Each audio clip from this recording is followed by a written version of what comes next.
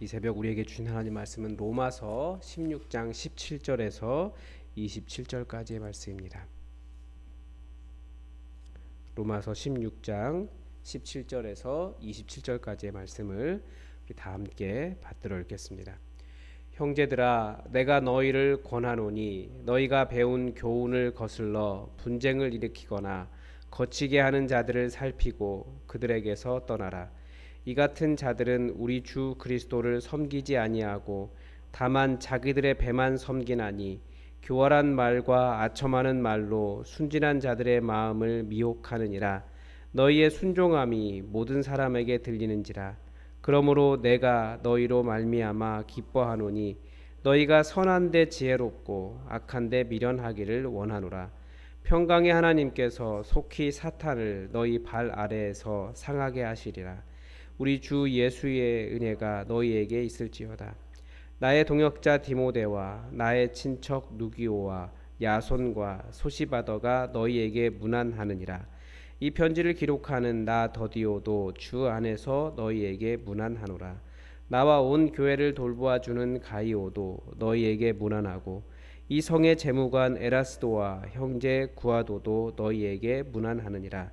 나의 복음과 예수 그리스도를 전파함은 영세 전부터 감추어졌다가 이제는 나타내신 바 되었으며 영원하신 하나님의 명을 따라 선지자들의 글로 말미암아 모든 민족이 믿어 순종하게 하시려고 알게 하신 바 그 신비의 계시를 따라 된 것이니 이 복음으로 너희를 능히 견고하게 하실 지혜로우신 하나님께 예수 그리스도로 말미암아 영광이 세세 무궁하도록 있을지어다. 아멘. 저는 모태신앙입니다. 근데 모태신앙이 참 좋은 것도 많이 있습니다. 일단은 신앙생활에 있어서 안정적인 부분이 그렇습니다. 또 집안 전체가 다 믿기 때문에 어디에서도 신앙 문제 때문에 갈등은 없었습니다. 그런데 또 모태신앙이 아니신 분들이 어떻게 보면 잘 이해하기 어려우신 부분일 수도 있는데 아는 척은 많이 하지만 실제로 아는 것이 별로 없습니다. 이게 어떤 의미인지 아시는 분은 아실 거예요. 아는 것들이 피상적인 것들이 많아요. 그러니까 오랫동안 어릴 때부터 쭉 들어왔기 때문에 어릴 때부터 쭉 생활해 왔기 때문에 아는 것은 맞아요.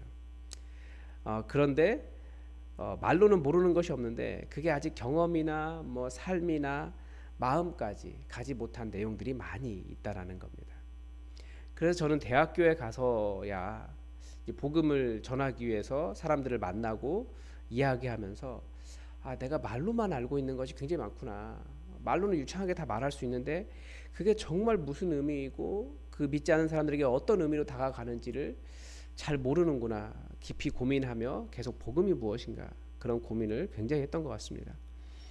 반대로 대학 때 예수님을 믿기 시작한 친구들은 오히려 고민할 것 다 하고 복음을 명확하게 이해하고 영접했기 때문에 오히려 더 신앙에 흔들림이 없는 거예요.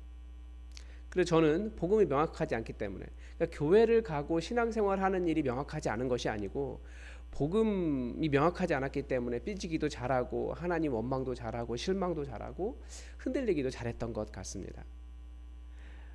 그러면서 나중에 알았죠. 교회 안에 오래 있었지만 이 회심이 제대로 일어나지 않았구나. 그런 걸 알았습니다. 그런데 한국 교회의 시절을 본다라고 할까요? 지금의 시절이 바로 그런 모태신앙 출신들이 교회의 주역이 되면서 교회 안에도 좀 비슷한 현상들이 일어나는 것 같습니다. 신앙생활이 안정적이고 교회가 안정적으로 성장하는 것 같은데 왜 복음이 필요한지 정확하게 직면하고 예수 믿은 것이 아니기 때문에 제대로 된 회심이 일어나지 않은 상태로 교회가 운영되고 있는 것을 이 한국 교회 안에서 봅니다. 제대로 된 회심이 없으면 신앙생활은 율법적이 되거나 은혜보다는 직분이나 자기의가, 그러니까 다른 말로 하면 교회 안에서 자랑할 것이 많은 그런 자랑들이 교회의 많은 것들을 대체해 버립니다. 이런 현상은 크고 오래된 교회일수록 더 큰 것 같습니다. 예전에 큰 교회 청년 사역하시던 교역자분이 한탄을 하면서 한 말이 생각이 납니다. 청년부 부장님이 장로님 아드님이셨는데 안수지 집사님이셨습니다. 청년들이 단기 선교를 가려고 하면 이렇게 몇 개월 전부터 계획을 하고 열심히 알바를 하면서 돈을 모으는데 가끔씩 필요 경비를 다 못 채우는 청년들이 있습니다. 보통 그런 경우에는 같은 팀 안에서 서로 청년들이 십시일반하거나 아니면 청년의 지원 부서나 뭐 집사님들이 움직이십니다.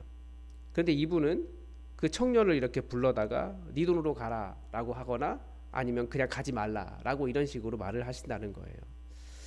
은혜가 점점 사라져 가는 거죠. 물론 이런 경우는 일반적인 경우는 아닙니다. 그런데 아마 점점 그렇게 되지 않을까 그런 생각이 됩니다.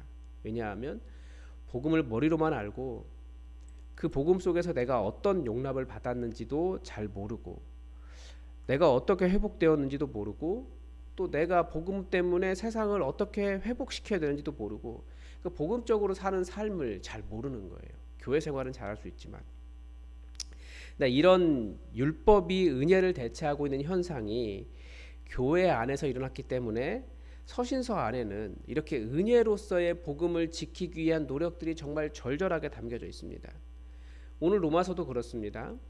오늘 로마서 맨 마지막 부분에 예수님을 찬양하는 내용이 나오는데 여기서도 복음 얘기예요. 내가 전하는 이 복음으로 말미암아 교회가 능히 설 수 있다라고 말하는데 당시에 그 시대가 그렇게 하지 않았다라는 거죠.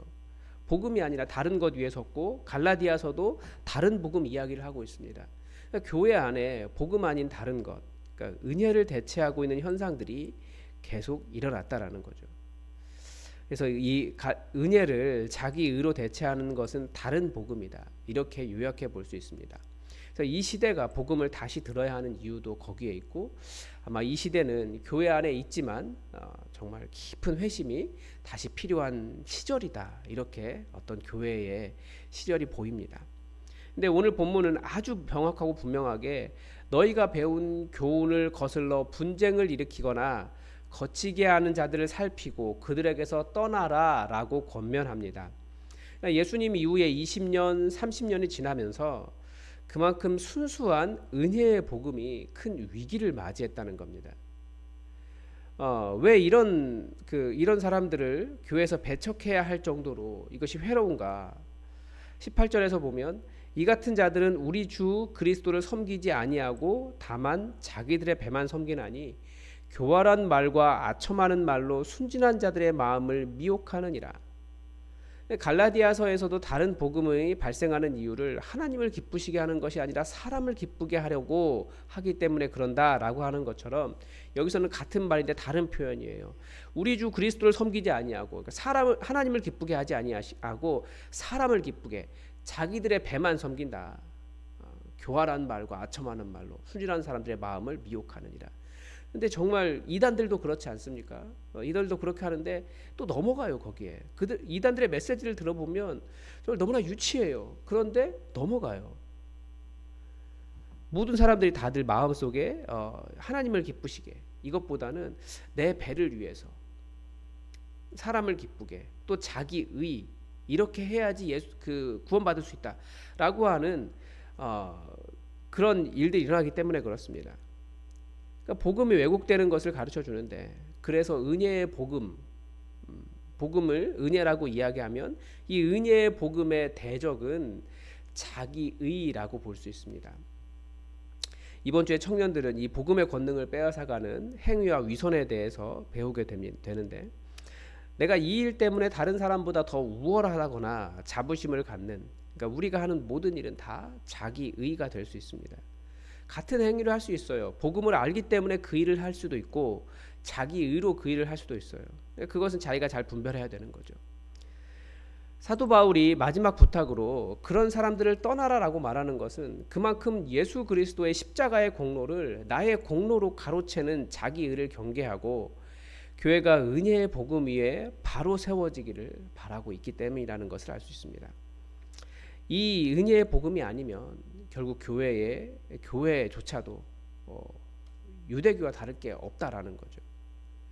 이 시대의 교회도 이 은혜의 복음을 모르면 교회라는 이름과 모양은 가지고 있지만 복음이 필요했던 그 시대의 유대교 바리새인 되는 겁니다. 결국 내가 잘났기 때문에 다른 사람을 정죄하고 마음의 평안이 아니라 사망의 열매를 품고 있는 것밖에 되지 않습니다. 복음이 바로 그런 문제를 극복하고 회복하기를 원했기 때문에 그렇습니다. 사도 바울은 로마 교회를 향해서 선한 데는 지혜롭고 악한 데는 미련하라라는 권면을 하고 있습니다. 그런데 성도들은 세상에 비하면 확실히 많이 선합니다. 착해요. 아무리 세상이 교회를 욕해도 기본적인 기대가 있는 것은 사실입니다. 교회 안에 있으면 도와달라는 전화가 많이 오는데 다들 그게 기대하기 때문입니다. 그리스도인들은 착할 거라는 거죠. 그리스도인들도 스스로 착한 사람이 되고자 합니다. 사도 바울의 이 권면은 선한 일에는 전문가, 악한 일에는 무지하라는 거죠. 왜 이렇게까지 권면하고 있습니까? 교회를 무너뜨리는 앞에 말씀드린 것과 같은 맥락으로 자기 의를 섬기는 일에는 넘어가고, 반대로 바울처럼 예수 그리스도의 은혜를 말하면 거기에는 사람이 하는 일이 없지 않느냐라고 공격을 하더라는 거죠. 이 문제는 선과 악을 분별하지 못하고 선한 데는 어리석고 악한 데는 지혜롭기 때문에 그렇습니다. 사도 바울의 사역이 어려웠던 이유가 무엇입니까? 정말 그 복음만 말했기 때문에 어려운 겁니다. 사도 바울이 할례 이야기하고 교회 전통 이야기하고 유대교의 전통 이야기했으면 그가 왜 그런 고난을 당해야겠습니까? 그런데 정말 어려웠던 것은 사도 바울을 공격하는 많은 사람들은 유대인들이었다라는 거예요. 하나님을 믿는다라고 많은 사람들. 그러니까 분별이 없는 거죠. 우리는 어떻게 이런 분별력을 가질 수 있을까요? 사도 바울이 이미 로마서에서 가르쳐 주었습니다.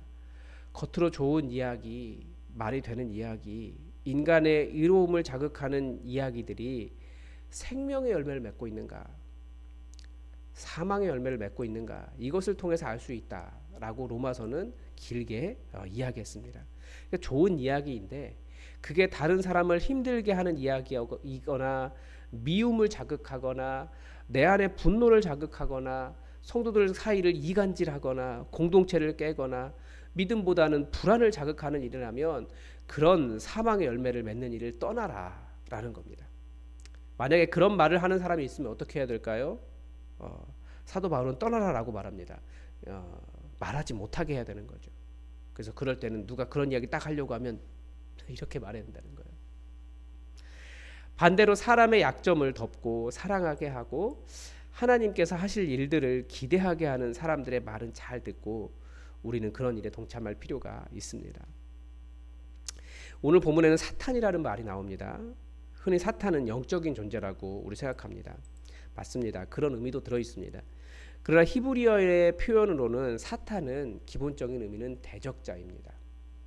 그러니까 이 은혜의 복음이 아니라 내 노력, 나의 의, 자랑할 만한 일들로 하나님의 구원을 받을 수 있다라고 하는 자기 의의 복음을 가지고 사람들 위에 군림하고 사람들을 미혹하는 사람들을 사탄이다라고 말한다라고도 해석할 수가 있습니다. 여러분, 교회의 적은 예수님의 십자가의 은혜를 자기 공로로 대체하고 자기를 의롭다라고 주장하는 교만한 사람입니다. 그거 경계하고 있는 겁니다. 보통 이렇게 말씀드리면 주변에 있는 어떤 사람을 생각하게 되지만 복음은 사실 그런 생각도 하지 말라고 말하는 겁니다. 그 죄인이 누굽니까? 그 사람이 문제가 아니고 그 죄인은 나라는 거예요. 다른 누군가에게 지적할 수 있다면 그게 바로 내가 더 큰 죄인이라는 증거입니다. 예수님의 십자가의 은혜를 잊게 하는 죄성이에요. 잊고 있는. 예수님의 십자가는 기본적으로 나를 위해 죽으셨어요. 그 사람이 아니라.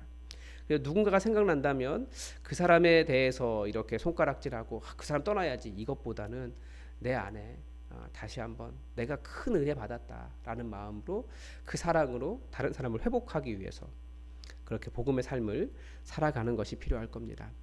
우리 안에도 복음을 적대하고 있다는 것을 기억하고 항상 겸손한 그리스도인으로 살기를 바랍니다. 그리고 그렇게 우리 마지막 이 사도 바울의 그 하나님을 향한 찬양처럼 우리 교회가 이 복음 위에 바르게 서서 든든하게 세워져 가기를, 견고하게 세워져 가기를 우리가 교회를 위해서, 교회를 복음 위에 세우는 일에 우리가 힘써야겠습니다. 우리는 오늘도 하나님의 뜻이 우리에게 이루어지기를 주기도문으로 기도하겠습니다. 하늘에 계신 우리 아버지, 아버지의 이름을 거룩하게 하시며 아버지의 나라가 오게 하시며 아버지의 뜻이 하늘에서와 같이 땅에서도 이루어지게 하소서. 오늘 우리에게 일용할 양식을 주시고 우리가 우리에게 잘못한 사람을 용서하여 준 것 같이 우리 죄를 용서하여 주시고 우리를 시험에 빠지지 않게 하시고 악에서 구하소서. 나라와 권능과 영광이 영원히 아버지의 것입니다. 아멘. 여러분 오늘도 금요일입니다. 주일을 위해서 여러분 기도해 주십시오. 은혜가 충만한 주일 모든 성도들이 예배당에 나와서 함께 공동체의 아름다움을 누리는 그런 주일 될 수 있도록 기도해 주시고 말씀을 준비하는 최철규 목사를 위해서도 기도를 부탁을 드립니다. 그리고 긴급한 기도 제목이 있습니다. 저번 수요일에 와서